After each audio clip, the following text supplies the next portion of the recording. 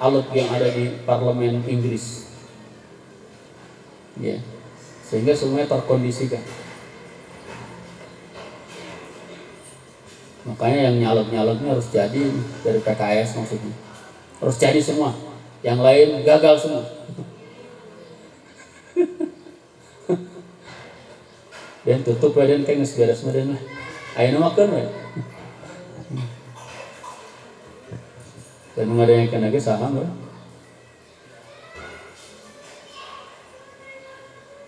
Kayak perjuangan lah gitu ya. Nabi aja diusir, para ulama dari penjara. Ya, penjara bukan berarti terpenjara. Penjara itu adalah kebebasan. Bebas untuk bermunajat kepada Allah Subhanahu wa taala tanpa gangguan. Oh, jadi kemana-mana ini. Sejarahnya tolong dibaca. Ini harusnya belum dibaca satupun. Kita mulai dari nomor 40. Dari nomor 1. Ada filenya? Ada di sana tadi.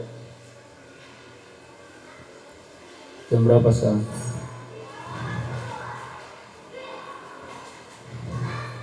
Dua lima.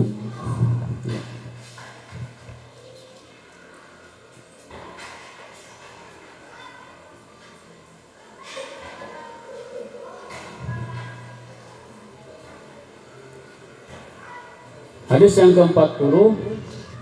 An Abi Dzar radhiyallahu anhu qala Rasulullah sallallahu alaihi wasallam asy-Syamu ardul mahsyari wal mansyari. Dari Abu Dzar, semoga Allah meridainya, beliau berkata, Rasulullah sallallahu alaihi wasallam bersabda, Syam adalah tanah tempat berkumpul dan dari sanalah tempat menyebar. Syam, apa itu Syam? Syam itu sebuah wilayah yang meliputi, kalau sekarang ada Damaskus, Yordania, Palestina, ya, Libanon, Damaskus ya. Itu disebutnya Syam. Jadi Palestina, Masjidil Aqsa itu masuk ke wilayah Syam. Kata Abu Dzar, Syam itu, kata Rasul sallallahu alaihi wasallam, Syam itu adalah ardul mahsyar, tempat atau tanah di mana manusia nanti akan dikumpulkan.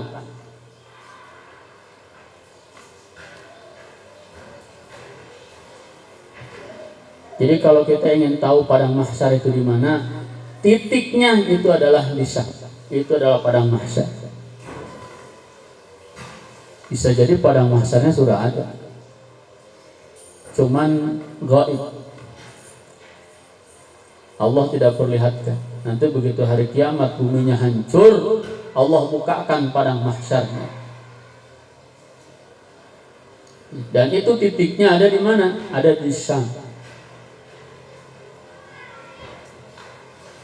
Dalam salah satu hadis itu dikatakan bahwasanya di akhir zaman, di hari kiamat nanti,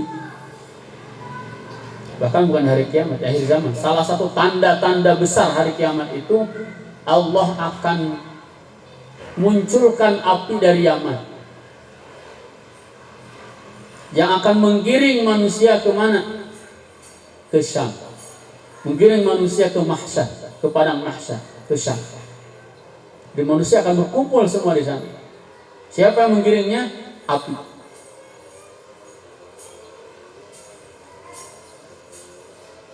Ada yang pernah apa sih kalau sebelum maghrib itu pujian? Ya, Buya dulu pujiannya itu gitu. Lupa tapi awalnya apa? Bringsa kabeh jalma, awalnya apa? Enggak, bukan itu awalnya. tentang syafaatul uzma. Syafaatul uzma. Nah, baru setelah itu bingsa kabeh jalma diudak sena neraka sing kocea sing jararit sing kocea. Terus apa lagi? Jadi kita itu nanti akan digiring ke padang mahsyar itu oleh api. Mereka cari perlindungan. Ya, datangkan Nabi Adam dan Nabi terus sampailah kepada Nabi Muhammad. Itu hadis, itu bahasan hadis. Wal mansyar, dan tanah tempat menyebar. Jadi Nabi Adam dulu diturunkannya di mana? Sebagian riwayat mengatakan di Syam. Dari situlah menyebar. Kemudian Nabi Nuh ketika terjadi banjir bandang yang menenggelamkan seluruh bagian bumi, ya, otomatis seluruh peradaban habis. Yang tinggal adalah manusia-manusia ada dalam perahu Nabi Nuh. Ya, itu mendarat di mana? Di tanah Syam, dan kemudian memulai lagi peradaban manusia itu dari tanah itu. Ya, sehingga muncullah peradaban pertama setelah Nabi Nuh itu adalah peradabannya Babilonia, Raja Namrud. Yang diutus Nabi setelah itu adalah Nabi Ibrahim alaihissalam.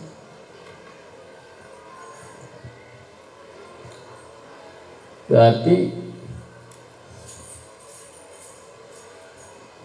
tanah Syam itu adalah, kalau dibilang pusatnya, ya pusatnya itu di situ. Kalau bumi itu ada titik tengahnya itu di situ. Ya, makanya kenapa, ini salah satunya kemarin disampaikan di khutbah Jumat, kenapa Nabi itu diangkat ke langit, dimi'rajkan ke langit, itu harus Isra dulu ke Masjidil Aqsa, harus Isra dulu ke Syam. Karena Syam itu satu jalur, kalau ke atas itu apa namanya? Vertikal, ya. Ya. Vertikal langsung dengan pintu langit. Jadi tengah-tengahnya bumi, pintu langit.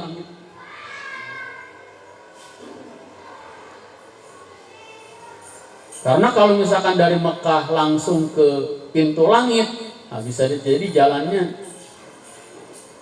berbelok-belok. Tapi kalau dari situ, langsung pintunya langsung. Walaupun tentu ada hikmah lain selain itu.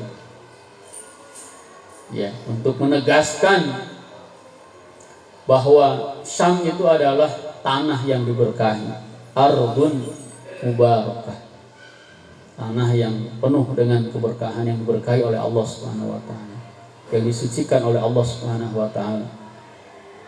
Ya. Yang lalu Nabi Shallallahu Alaihi Wasallam di Masjidil Aqsa itu didaulat untuk memimpin seluruh para nabi yang berjumlah 124.000 nabi, 350 rasul. Itu menjadi makmum di belakang Nabi Shallallahu Alaihi Wasallam.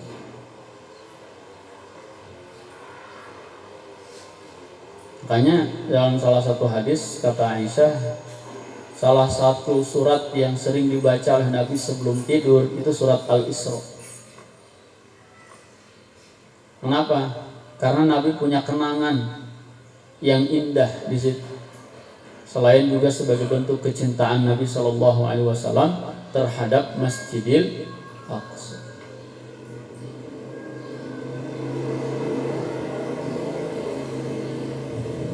Yang kedua, hadis yang ke-39. An Abi Hurairah anna Rasulullah sallallahu alaihi wasallam qala la taqumu as-sa'atu hatta yuqatilu al-muslimuna al-yahud fa yaqtuluhum al-muslimuna hatta yakhtabi al-yahudiyyu min wara'i al-hajar wash-shajar fa yaqulu al-hajaru aw ash-shajar ya muslim ya abdallah hadha yahudiyyun khalfi fata'ala faqtul illa al-gharqad fa innahu min shajar al-yahud. Ini hadis sering juga disampaikan, hadis sahih. La taqumus sa'atu, tidak akan terjadi hari kiamat. Ini salah satu yang harus kita imani, ini adalah hari akhir, bahwa dunia ini akan hancur, akan terjadi kiamat. Dan salah satu tanda-tanda dekatnya hari kiamat adalah diutusnya Nabi Muhammad SAW. Salah satu tanda-tandanya juga adalah dibebaskannya Masjidil Aqsa. Ya. Berarti sudah tepat sebenarnya kalau secara skenario Allah Subhanahu wa taala, kenapa orang-orang Yahudi sekarang masuk ke Palestina, ngumpul di Palestina untuk merealisasikan hadis ini. Hari kiamat tidak akan terjadi sampai kaum muslimin memerangi orang Yahudi. Lah kalau orang Yahudinya nggak jelas, ada yang di Eropa, ada yang di Amerika, ada yang di Rusia, ada yang di Cina, ada yang di Indonesia, ada yang di mana-mana. Meranginnya gimana? Susah. Allah kumpulkan di Palestina. Ya, supaya memeranginya gampang. Nah sekarang kalau kita mau menyerang Yahudi, kemana? Ya di sana. Mau menyerang Yahudi ke Rusia, udah nggak ada, udah pindah semua. Ya. Hari kiamat tidak akan terjadi sampai kaum muslimin akan memerangi orang Yahudi. Di sini bahasanya yuqatil. Yuqatil itu ya perang langsung, perang angkat senjata, angkat pedang. Dan yang paling memungkinkan itu terjadi sekarang adalah di Palestina. Mereka sudah berkumpul di sana.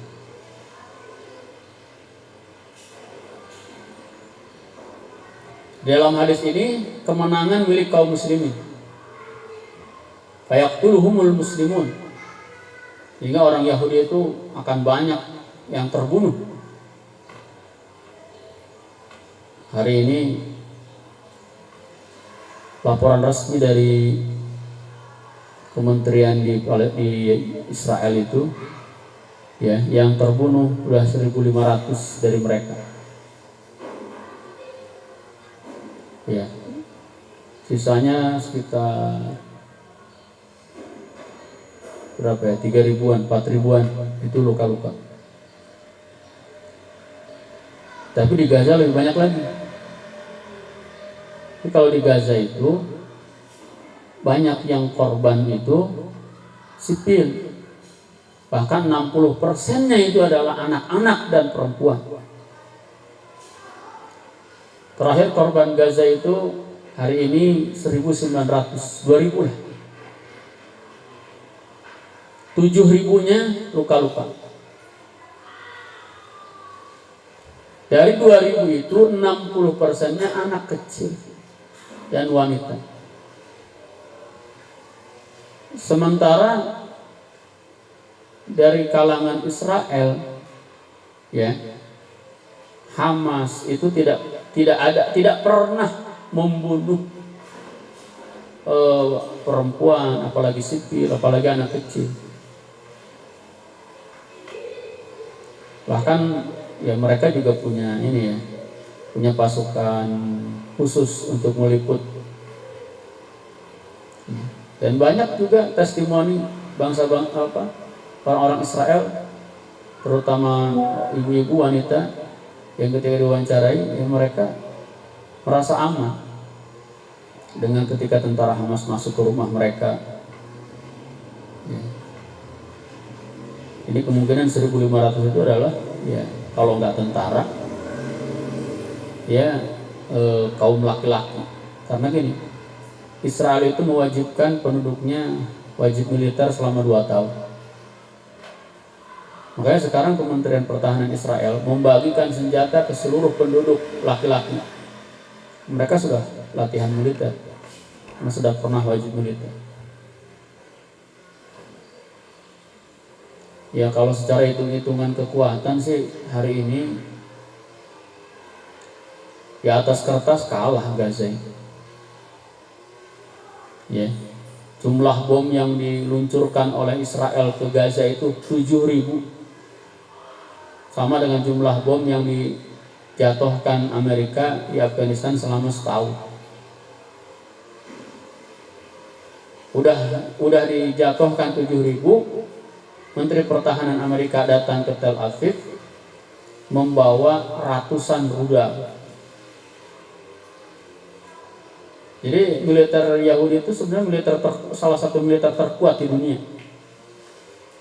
Jumlah tank bajanya ratusan ribu gitu. Helikopternya, dan helikopter bukan helikopter biasa, helikopter penyerang semua. Jet tempurnya juga ratusan. Ya. Tapi pasukan kaum muslimin punya satu kekuatan yang mereka yakini. Wa ma ramaita idh ramaita walakinna Allah rama.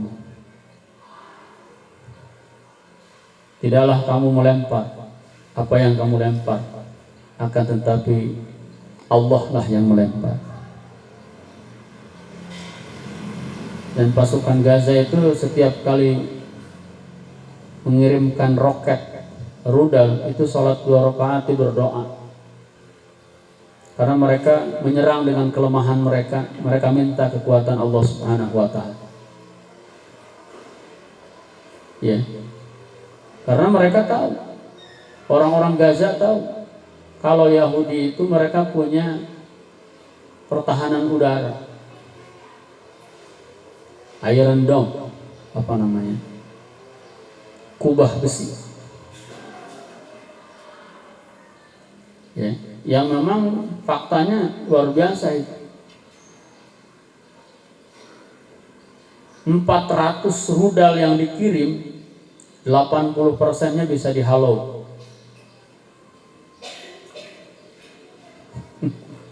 80%-nya meledak di udara dengan sistem pertahanan tadi. Tapi tidak sedikit juga yang nyampe. Dan rudal-rudal Israel yang dikirim ke Gaza juga tidak semuanya meledak. Ada yang jatuh begitu aja, tergeletak, diambil oleh tentara Hamas, dipelajari, ya, dikirim ulang lah ke Tel Aviv. Tidak sedikit juga yang begitu. Ya. Nah, dalam hadis ini diceritakan sampai orang Yahudi itu yahtabiul Yahud, sampai mereka itu saking takutnya kalahnya dengan kaum muslimin, mereka ngumpet min wara'il hajari wasyajar, di balik batu dan di balik pohon.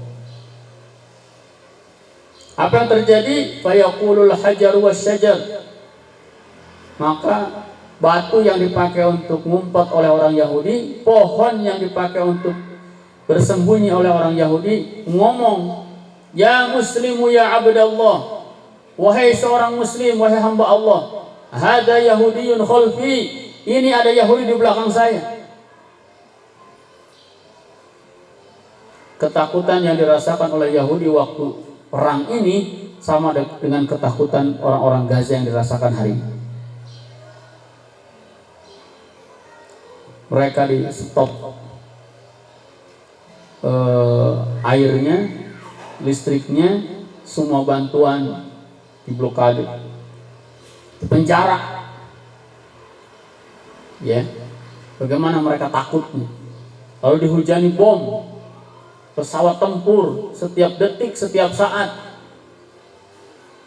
Apa nggak ngeri? Satu saat mereka akan merasakannya. Mereka tidak bisa bersembunyi. Karena batu, pohon akan bicara. Wahai muslim, wahai hamba Allah, ini Yahudi belakang saya. Ta'al, sini, faqtulhu, bunuh dia. Illal gharqad, kecuali pohon namanya pohon gharqad. Katanya orang-orang Yahudi sekarang banyak kali menanam pohon gharqad. Fa innahu min syajaril yahud, karena pohon gharqad itu adalah pohon dari golongan Yahudi. Berarti Yahudi itu bukan hanya dari golongan manusia. Dari golongan pohon juga ada Yahudinya. Pohon apa? Gharqad.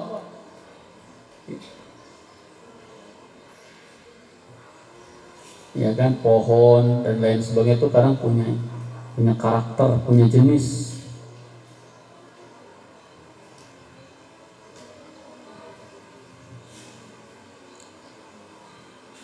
Pohon gharqad itu pohon apa ya?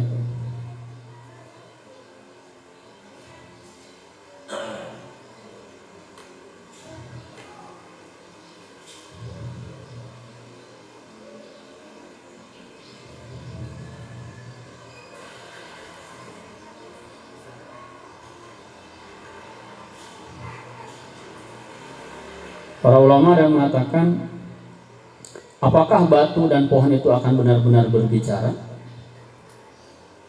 Atau itu hanya kiasan? Sangat mungkin maknanya dua. Ya, artinya kalau itu maknanya kiasan, berarti tidak ada gunanya lagi bangsa Yahudi itu bersembunyi. Tapi ketika disebutkan illal gharqad, kecuali pohon gharqad, ya, itu menunjukkan bahwa bicaranya itu bicara asli. Ya, bicara ngomong. Ya muslim ya Abdullah. Baik, satu lagi ya. Hadis yang ke-38. An Abi Hurairah radhiyallahu anhu qala sami'tu Abul Qasim as-Sadiq al-Masduq yaqul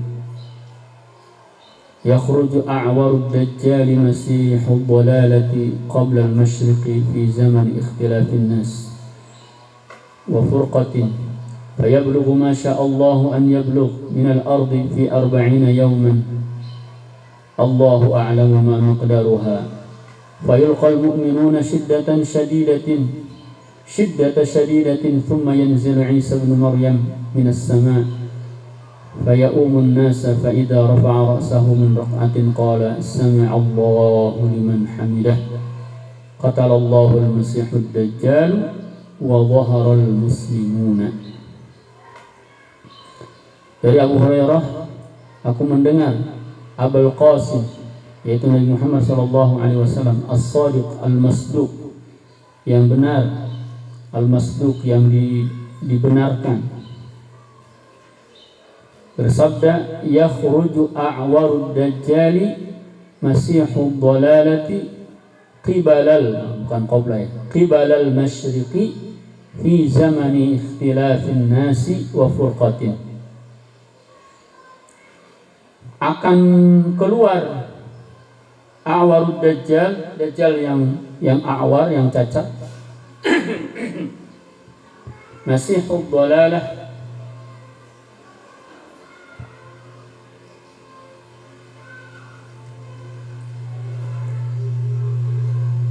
apa masih dajjal itu namanya al-masih juga.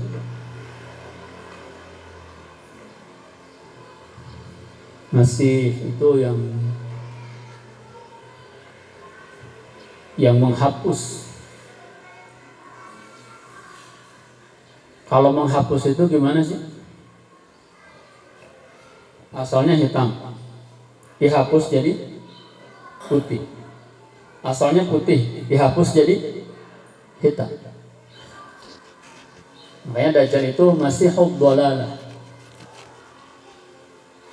penghapus yang putih kemudian menjadi hitam. Berarti pembawa kegelapan, pembawa kesesatan. Keluar dari mana? Qibal al-masyriq, dari arah timur. Kapan? Inda ikhtilafin nas, saat manusia itu banyak berselisih, berpecah.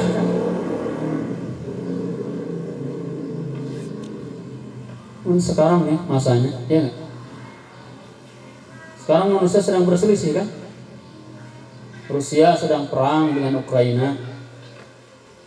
Pada saat yang sama sebenarnya Rusia ini sedang perang dengan Inggris. Ya. Dan strategi perang Rusia itu dia menggunakan tentara bayaran, namanya Wagner. Jadi yang menyerang Ukraina itu bukan tentara reguler, tentara bayaran, Wagner. Nah, karena Rusia sekarang diboikot oleh Inggris, maka Rusia ingin melawan Inggris. Caranya gimana? Mengirim tentara-tentara Wagner, tentara bayaran ini ke Afrika. Di mana Afrika itu adalah negara-negara jajahan Inggris sampai hari ini. Pemimpin-pemimpin di negara-negara Afrika itu bonekanya Inggris semua. 40% sumber daya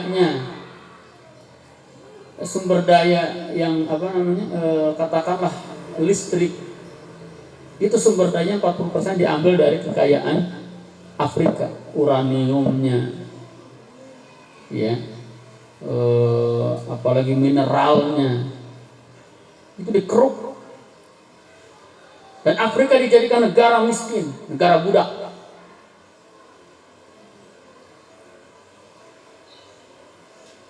Kemudian Rusia ngirim tentara ke sana untuk melakukan kudeta.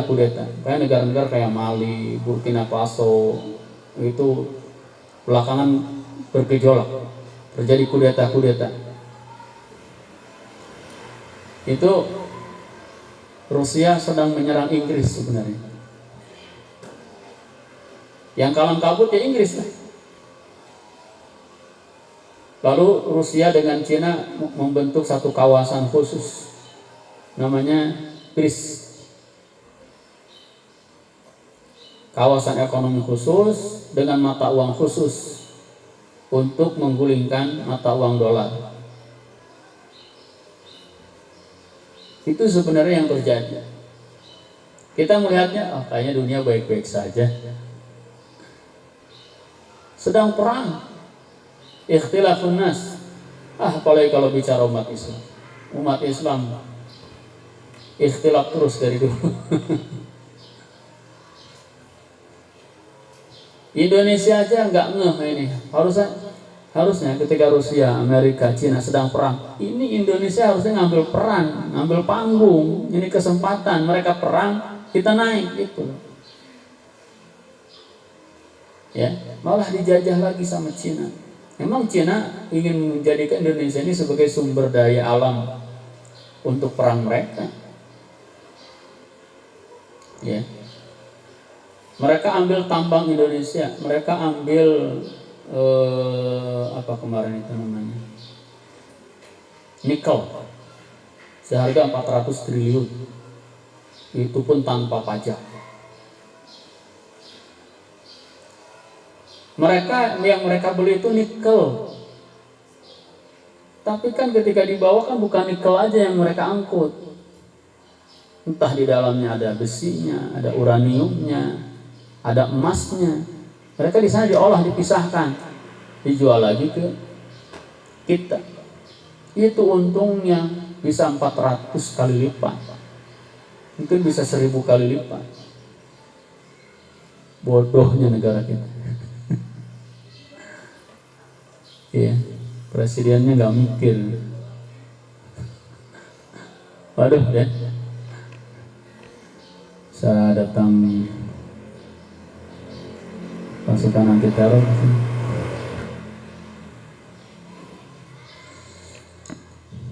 Saya belum masya.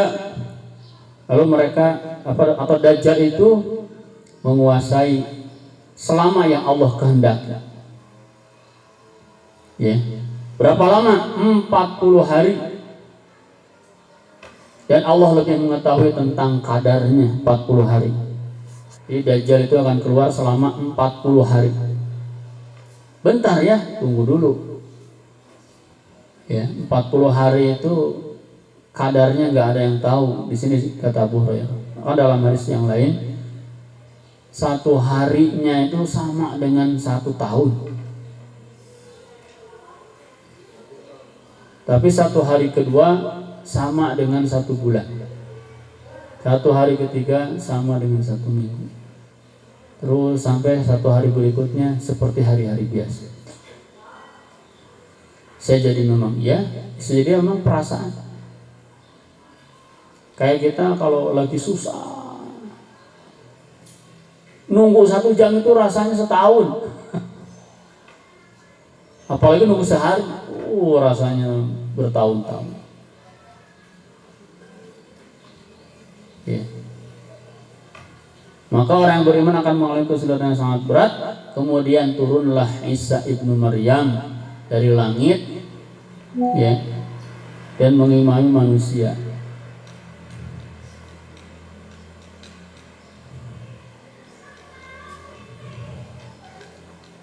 Dan Nabi Isa akan membunuh Dajjal. Di mana Nabi Isa akan membunuh Dajjal? Di Palestina, di Syam. Tidak ada yang bisa membunuh Dajjal kecuali Nabi Isa. Ya.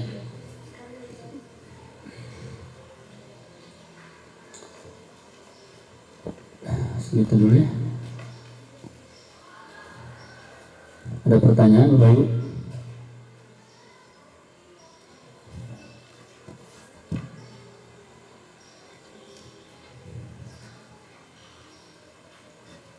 Kisahnya bisa dibaca, udah ada terjemahnya sih.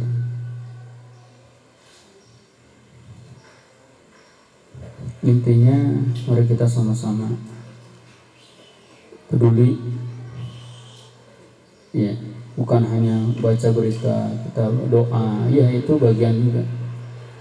Apa yang bisa kita lakukan hari ini, ya, dengan diri kita, dengan anak-anak kita, keluarga kita, itu terus memberikan pemahaman tentang amanahnya. Baik, kalau tidak ada pertanyaan, ya cukupkan sampai di sini. Dan Allah wa iyyakum ajma'in. Wa ja'alana Allah wa iyyakum minal ladzina yastami'una al-qawla fayattabi'una ahsanah. Assalamualaikum warahmatullahi wabarakatuh.